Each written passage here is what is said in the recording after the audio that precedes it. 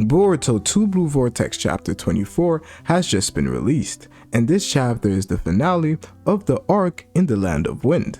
And this chapter was absolutely amazing. We're going to be breaking down everything about this chapter, some points that you may have also missed, but we always first has to start off by acknowledging how Ikimoto and Kijimoto have cooked throughout this entire arc and also throughout this entire chapter.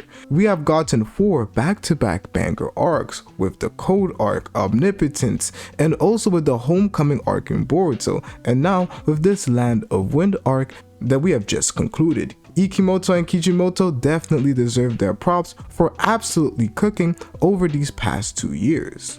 So let's first begin the review of this chapter with the chapter cover itself. And I really love this chapter cover in my opinion. A lot of people complained about the last chapter cover that Kawaki got, which was in chapter 4, saying it didn't look good, but this is Ikimoto cooking here. We have Kawaki who has his staff on one hand and we can see the Karma design on the other. I really like his outfit, the baggy pants, and we see this jacket that he is wearing that fits the silhouettes. The side text that we do end up getting is this.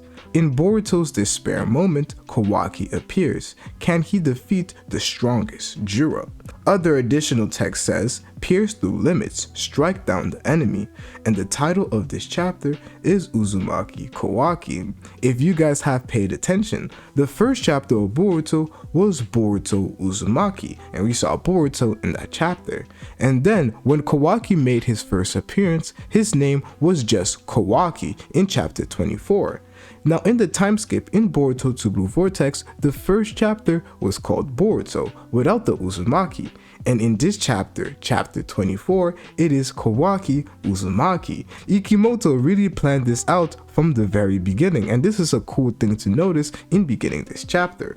In my personal opinion, this chapter is a 9 out of 10. I really love the color scheme that we see, how the green contrasts with the red, and I really love Kawaki's outfits in general. I really love most of the outfits that Ikimoto has when it comes to the time skip, and he cooked yet again. So the chapter begins with a flashback where we end up seeing Kawaki and Boruto's full conversation, or an additional piece to their conversation that we didn't have in chapter 15. And this concerned the mission in the Village of the Sand, where we had a Boruto who ended up telling more to Kawaki about some of the glimpses of the future that he had. One of those included a future where Boruto would potentially go and interfere, trying to either save Sarada or either trying to save Konohamaru, where he believed that Joe would make an appearance. Kawaki continues by adding that he believed that even if Boruto and Kawaki were to work together, that they wouldn't be able to defeat Jura. Just from that little short interaction that Kawaki had with Jura in the past, where he got one-tapped, he could tell that Jura is simply on a league of his own, out of their personal league. This is where Boruto flicks one of the markers that he has with the leaf symbol, saying that he knows that they can't beat Jura right now, however, they just have to get out of his sight and run away. So if he does end up interfering, he needs Kawaki to essentially buy him time. And that's exactly what he says, saying, so you're saying it's fine as long as I buy you time. And we get to see the continuation of the fight between Kawaki versus Jura. The fight starts with Jura, who is flying towards Kawaki and throwing a Biju bomb that Kawaki ends up simply absorbing. After that, Jura disappears and appears behind Kawaki's back, where Kawaki ends up shrinking himself, and then he ends up dropping cubes from the Daikokoden dimension. And this is pretty interesting, as we literally see Jura, who ends up sending a Biju bomb or an explosion towards the cubes, with Boruto who is trying to make his way away from the battlefield. Kawaki ends up slashing Jura away, and then we can clearly see the damage that Jura has made on one of the cubes. He is actually the first one that we have seen break one of the cubes from the Daikokoden dimension, which is something that we didn't even see Baryon Mode Naruto do, and is just a testament of the strength that Jura has. So far, nobody has actually been hit with that Biju bomb. Now I really wonder what would happen to Boruto, Kawaki, or anybody who got hit with the Biju bomb. In my opinion, they would simply vanish. but Kawaki ends up reappearing in his original form and then attempts to slash at Jura yet again. Jura gets hit by the attack, and then he quickly gets back on his feet and runs towards Kawaki, where using his middle finger attack, which he has used on both Kawaki and Boruto, he ends up attacking, and Kawaki defends using his staff. We get multiple different panels of Kawaki and Jura fighting, and I really love what we are seeing right here. And then after, we go back to that sneak peek page that we saw, and we kind of learn a cool ability that Kawaki has using the staff, which is something that we didn't really see Jigen showcase, but we see it here. After Kawaki first attempts to stab Jura, and it obviously doesn't work, he then, using his karma, is able to cause an explosion using the bottom end of his staff, which does end up telling us that in some way, shape, or form, the karma adds additional abilities to the staff, almost like Kawaki can buff his staff using the karma, which is pretty interesting, knowing that Boruto, in the time skip, when he finally does end up mastering the karma, he will be able to do the same thing and buff his sword, which is pretty interesting in my personal opinion. Then we see Kawaki use the same attack multiple times and causes these little explosions around Jura. Now we end up going to Boruto, who we can actually see struggling with controlling his karma. He is repeatedly telling to himself that it's okay, it's fine, just calm down. And I really love this scene, and I love seeing this right here, showcasing the actual struggle that Boruto is having when it comes to controlling his karma. But we do see that in some way, he does have a bit of control when it comes to his karma. At least that is due to the fact that he still has some sort of chakra left, as we can see him flying. Then we have a Kawaki who deactivates his karma and is looking at Jura, which is where we go back to Sumire. We end up going back to Sumire and Amato, who are looking at this fight. And like the common opinion that some people have who are reading, she believes that Kawaki is actually pressuring Jura, and at this rate he could actually end up, and then we get ... Most likely what she believes is that Kawaki could actually end up defeating Jura. I really love the fact that we have Kawaki's eyes enabling them to be able to see this fight. It's a cool way to actually have these characters figure it out while also making sense, as Kawaki is constantly being used by people like Amato, used to be able to see this fight, used in a way to regain his karma. We can clearly see this being shown throughout his character, but we see how it ends up working for characters like Amato and giving more intel to those people who don't actually fight and are not necessarily there. But Amato recognizes himself that no, this isn't actually the case, and we have Jura who pulls out a book from the claw marks in his clothes, and using that notebook, he starts to go back through his notes and is yet again surprised at the power that Kawaki has shown, saying that this is kind of similar to what Uzumaki Himawari underwent. She unexpectedly transformed before my very own eyes and displayed a power that made her seem like a different person entirely. This is exactly what is going on with Kawaki. But something that is kind of interesting to mention is that he adds on by saying that this is similar to what went on regarding Sarada Uchiha, where she awakened a new power quite suddenly and buried my brethren with ease. And then we see the reaction of Sumire. Sumire is scared. Sumire fears that she may end up in the same way because of what she said to her before she left. And clearly we can see that, oh, maybe I don't have the power now to be able to stop Sarada from getting the person that she wants. And we can see the genuine fear in Sumire's eyes when she did end up realizing that, oh, Sarada is also one of them top dogs in the story. I'm simply a side character. But jokes aside, we can clearly see that this is something that Sumire did not know that Sarada had, just showcasing the power that she had. As to them, defeating a Senju is something unheard of, and we can clearly see from this interaction that this is something that is part of Sarada's powers. This is something that clearly stumped Jura, as he had the same discussion with the other Senju before, discussing how love has caused Team 10 to act quite dumb, and also Boruto to make it to this battlefield, and also for Kawaki to come to this battlefield in the aid of Boruto to defeat him. He ties all of this to love, and now he finally acknowledges that although love can be a fatal weakness, on the other hand, It seems to be a factor in the extraordinary evolution that some of these characters have showcased. Now he asks Kawaki, what does he think about this? What is his honest opinion? And this is where we come to learn a little bit more about how this fight is exactly going. We have Jura, who has a question in his mind. Before even making an appearance, he said that he desired to conquer love itself. Conquer this fatal weakness. This is one of the reasons why he comes to fight Boruto, and in that fight he decides to get more answers from Boruto himself. Both Boruto and Kawaki in a way have refused to answer his questions, though through the actions that he gets to see by fighting them and holding back and not killing them, he is able to learn more about love itself, and thus he is able to come to this conclusion, not only through the fight that he had with Himawari, not only through the fight that he had with Boruto, but also through the fight that he had with Kawaki here, as he is one of the only people that deduced that Uzumaki Naruto is alive. And this is what we literally see him discuss later on in this chapter. But Kawaki's simple response to this is that I am not your buddy. You are an obnoxious pest. And I really like this dialogue here. Is he just keeping it real? Kawaki is simply keeping it real. We are not friends. I don't know you. Why are you asking me these questions and I don't have to answer? He pulls off his all-ending move, but from what it appears like, it doesn't affect Jura at all, with Jura who demonstrates a pretty interesting feat of using the divine tree roots not only to heal himself but also to create some sort of a throne, where he ends up telling Kawaki that he never would have imagined that he would rush to Boruto. He believed that the only thing he wished to protect was that of Naruto Uzumaki. And then we continue with this dialogue where we have previously, I traveled to Konoha in search of him.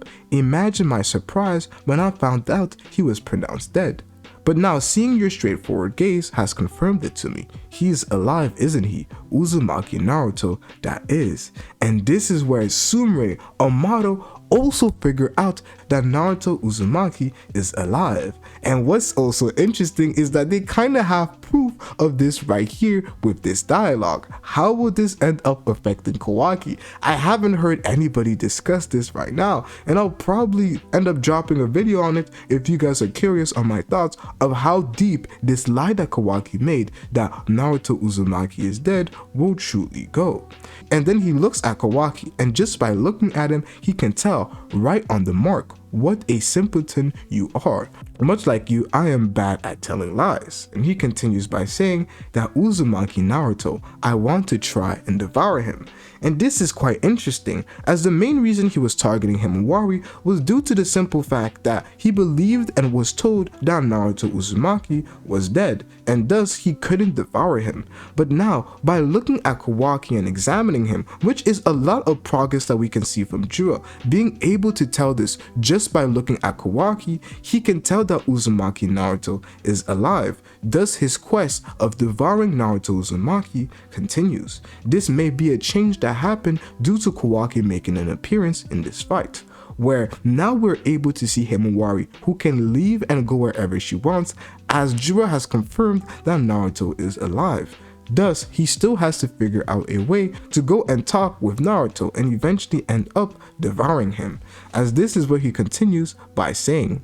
It seems as though he has the ability to intermediate between many of the Tailed Beast's hearts and minds. Could this perhaps be related to love as well? I cannot help but feel this way.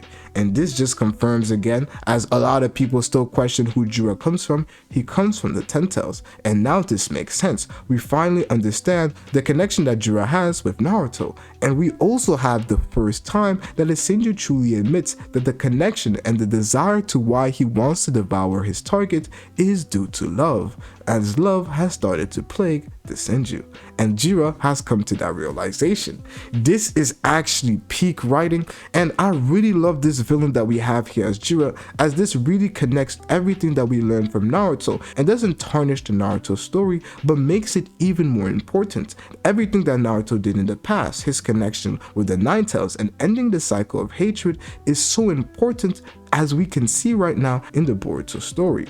And he continues by saying, what is love? If I devour him, I may be able to deepen my understanding. Which is where we see Kawaki actually get mad, saying, you bastard. but Boruto ends up appearing at that time. And we have Boruto who tells Kawaki that sorry, for the moment he has to wait. I got the symbol now. And then Jura notes exactly what he is talking about, the Fly Raijin. And he says, I'm reluctant to part ways, but it cannot be helped. It looks like we'll have to end it here for now. And then we have Boruto who says, let's go Kawaki. One of the reasons why is simply due to the fact of the Fly Raijin that will allow them to teleport away in an instant. And then we have Kawaki who's like, hold on, I got one more thing to say. And he says, hey Jura, listen real well. I don't give a crap about love, but I'll tell you this. Your instincts to zero in on the 7th, that gut feeling, I will acknowledge it. But mark my words, one day I'm going to kill you, and there's no ifs and buts about it. And then we have a Jura who's kind of geeked about that. He's happy about the fact that we have a Kawaki who acknowledged him, saying, how interesting, thank you for stating your opinion. I'm done, let's go. And then they end up going. But Jura has the last word saying this, Kawaki, I'm glad I got to talk to you until we meet again. And this is just epic from Kawaki, and it's actually a reference to everything that has been happening in this fight, as not only have we seen Jura use the middle finger multiple times, but he also used it on Kawaki. When he was fighting versus Boruto, he used the middle finger, and he probably doesn't really know. He's like, oh, this is my longest finger, so I'm just going to use it to deflect these guys' attack, as they're not really that strong. And then we have Kawaki, who gives him some sort of payback for what he did, and that is to use the middle finger against him too and then leave. This is simply aura, and I really love this. It's those small details that we have Ikimoto catching up on that just makes the story a lot better. And we now end up going back to the marker that Delta must have had, which will allow them to end up making their way and slowly retreating. We have Delta that basically warns Konohamaru that he should move a little bit away from the marker, or he's going to end up being stepped on. A bit of what happened with Boruto and Code, but he didn't move in time. And then we have Kawaki who replicates the same feat that Boruto did to Code by appearing and standing on Konohamaru's face. And this is really funny to me. I really like having these sorts of moments, especially after an arc is concluded.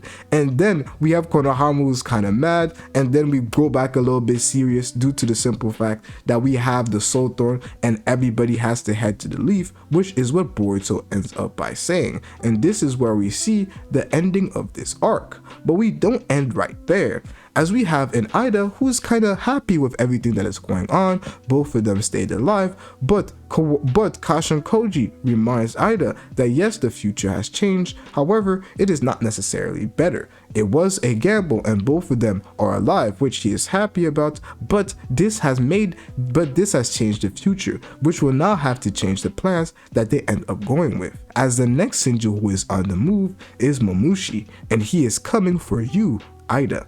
And this is what we end up stopping there when it comes to the next threat for the chapter to come. Jura makes it back to the Ten Tails dimension, and he is kind of smiling, and we have Hidari who looks at him, and we have a Hidari who's like, yo, what's the face you're making right now? Do you feel unwell? And then Jura says, on the contrary, listen to me, I was praised by Kawaki of all people. And then Hidari is like, yo, I just learned this new word and I think it's the best word for this. And he's like, major ick. And we have different translations, like some people say it's disgusting. I really like this translation right here, as it's quite a modern word that a lot of girls end up using nowadays, so it being used here is kind of hilarious to me. But whatever translation ends up going with, it still makes a lot of sense. But here is the final text, saying Jiro was pleased by Kawaki's praise, but Hidari's recollected words dose water on the pleasure. And then we see Jira's face. Jira's face actually kills me, bro. I don't know. This chapter is just so funny to me. But Jira's face really indicated that Hidari just killed the vibe right there. And that's where the chapter ends off. This chapter is a 9 out of 10 to me. It's just amazing to see how this arc concluded. And I'm really happy with everything that happened. A lot of moments in this arc just peaked 10 out of 10 moments. Especially Sarda, especially Boruto making his way, especially Kawaki too. This arc is amazing arc, and I really do believe that we could see something from Mitsuki in the next one, as we did see something from Sarda. So you guys definitely let me know your thoughts, comments, and concerns. What do you rate this chapter? Let me know in the comment section below. However, it's been your boy Dynasty, and I'm out, bruh.